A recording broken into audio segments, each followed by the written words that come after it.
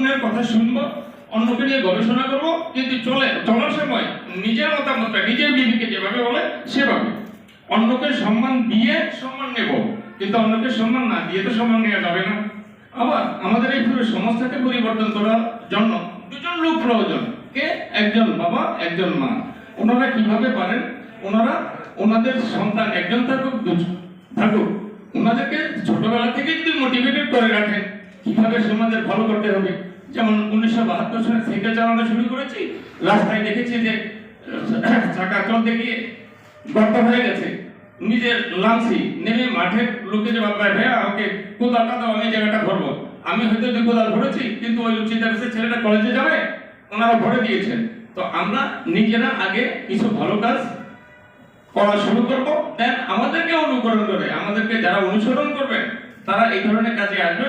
আমরা এই চিন্তা ভাবনাটাই এই সংগঠনটাকে আগে নেওয়ার চেষ্টা করতেছি।